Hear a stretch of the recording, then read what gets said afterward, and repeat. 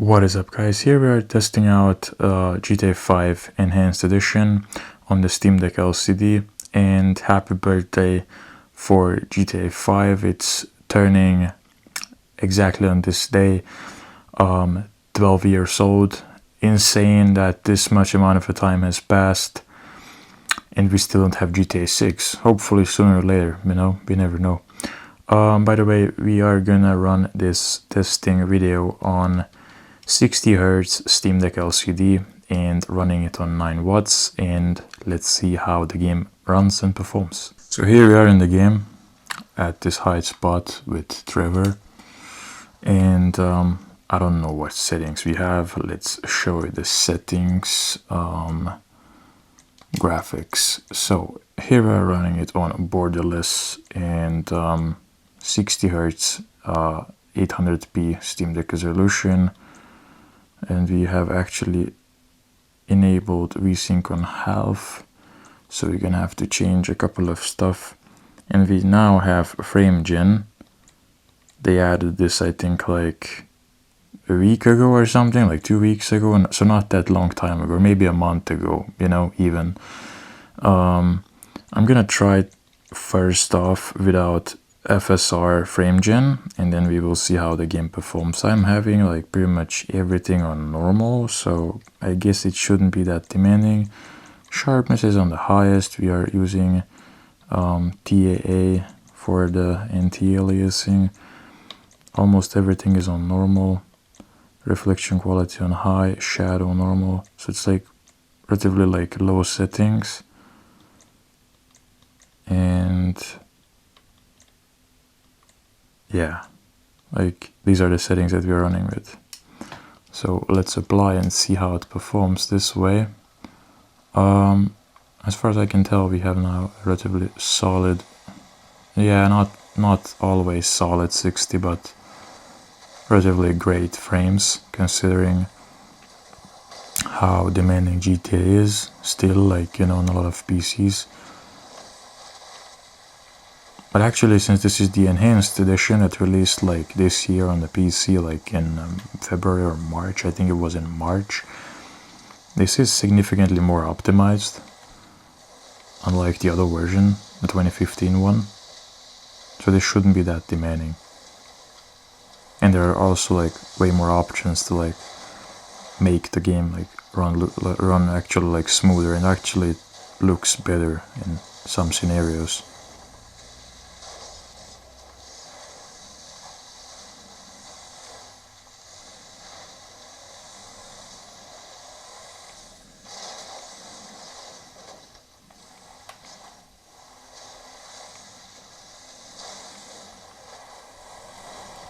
Yeah, I don't really think that this is gonna work. How about if we change like the settings from normal all the way to like, I don't know, put it on high to like see like what's happening. Texture quality, we're gonna leave that. Particles on high, tessellation off, water quality high, and grass quality high, shadow high, soft.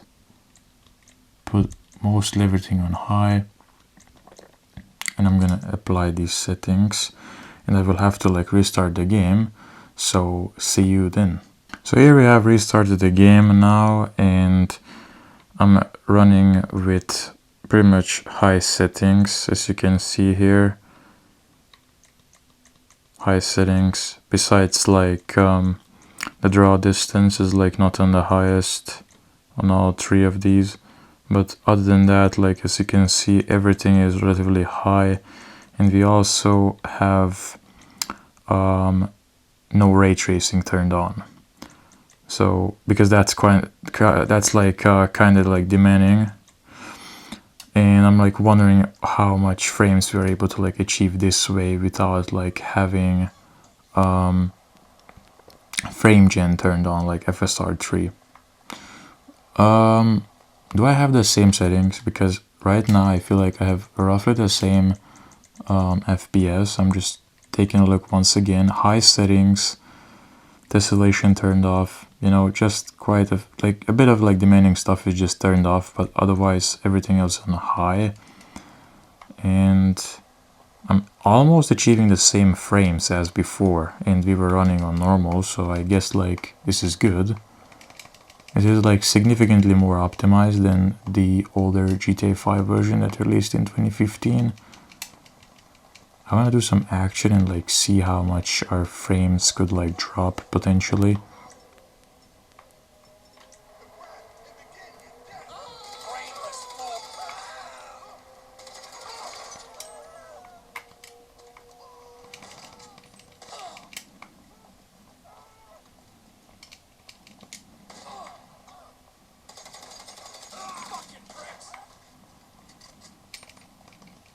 I mean, this is not necessarily a lot of action, but I guess like more than nothing.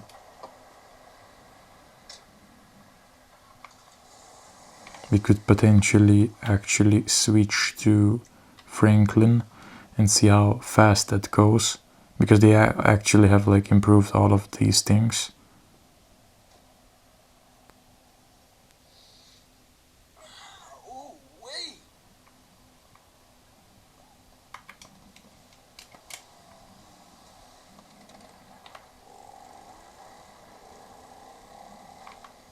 Honestly, I have not really seen dropping our frames lower than 40, like 40, alright, 39, I've seen like 39 for a split second, and even that is relatively smooth because our frames doesn't really change all that much all of a sudden.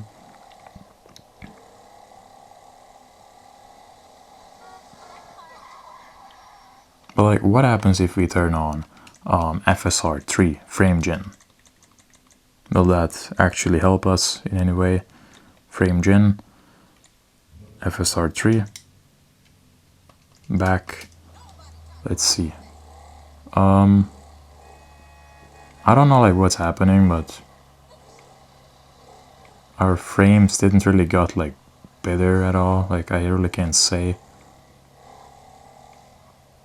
Maybe we'll have to use some sort of upscaler or something, potential like FSR frame scaling, FSR 3. We can put this on quality to see like if this does anything. FSR 3 frame gen also turned on alongside with it.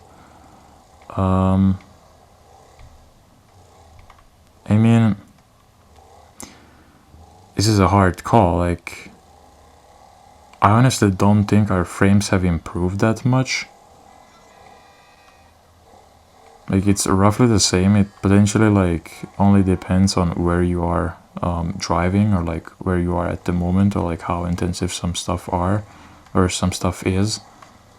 But I don't really see any difference. Like, I'm wondering if that's maybe because we are having it on quality. We could also like change it for like, I don't know, like performance, to like see a potential difference. Like, probably the visuals are like worse this way, but also we have like more frames. I guess we should.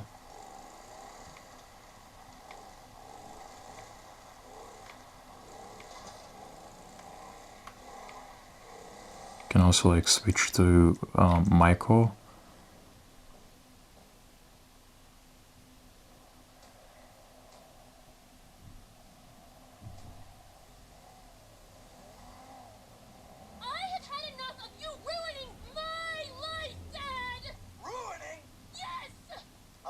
Tracy, I'm just trying to help you as best I can.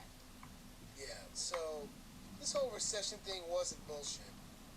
I mean, honestly, here in the house, it's probably like the least demanding out of all the places you could go, so it's not really a good way to like test it.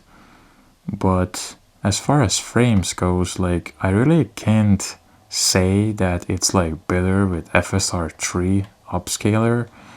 Not exactly sure why, because since we're running it on performance mode, that should also mean that we get like better frames, I guess, but not really. How about if we put it on native AA, which could be kind of demanding? Yeah, now you see that this is significantly more demanding.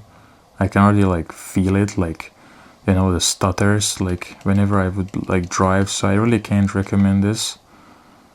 No, I just can't even play this way, so I really can't recommend this. Now, one thing I'm also like interested is that we also have the ray tracing here. We can turn it on. Ray trace shadows, that's quite demanding, but let's put it on high. Ray trace reflections, let's also enable that. This one, alright, so these are the turned on stuffs. We could now put it on FSR3 quality. We're almost like filling out all our VRAMs. I'm like wondering how this will like perform. We're gonna see.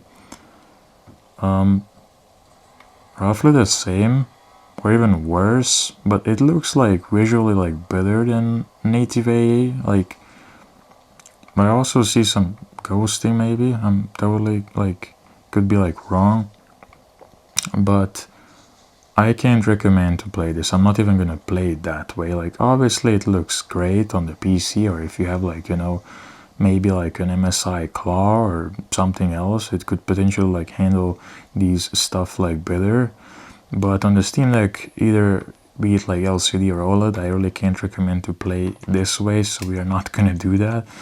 We're just gonna fiddle around with the settings to see like what works, what doesn't. I think turning off ray tracing is the way to go, and maybe like also turning off frame gen.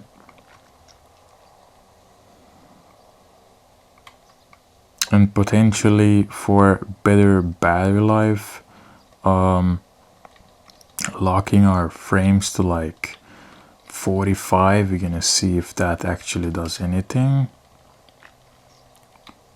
Locking our frames to like 45, because this way it's probably like the smoothest, you know, like it's totally like playable.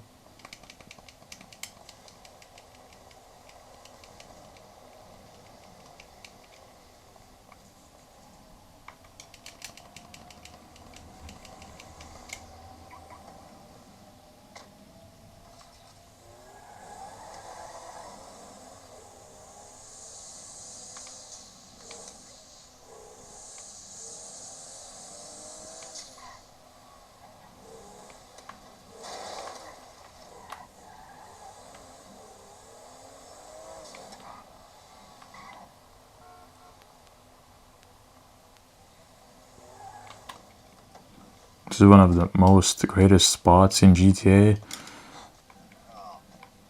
Also for the music and everything. Just the vibe of it.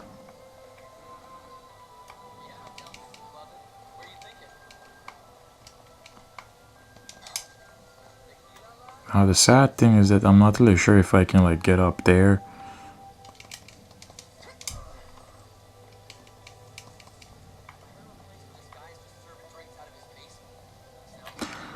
But honestly, like either way, I feel like in open world games like GTA, Red Dead Redemption, locking your frames on the Steam Deck to like 45 or like 40 even is the sweet spot. Like 30 is playable. Like obviously you can play on 30. Like let's try it. It's playable, but I don't know how much visible it is or like how much you can feel it, but playing this way is significantly worse than even playing on like 40 frames, and we're just talking about like 10 FPS difference. Like that 40 smooth stinks out like so much that you just can't even believe it, seriously. And 45 adds that sort of a chef's kiss, to be honest. Like it smoothens things even more out so that it's more playable. Yeah, it's a bit like complicated, but I think if you're a gamer, and especially if you play games like this on the Steam Deck, you probably like know what I'm talking about. So either way, the game is totally like playable, and you can mess around with a ton of settings. I would not recommend to play with ray tracing turned on, like enabled. It's not a great experience because you might potentially go significantly below 30 FPS, like low 20s, maybe even high 19s or like teens, something like that. Either way, take care as always, and I'm gonna see you in the next one.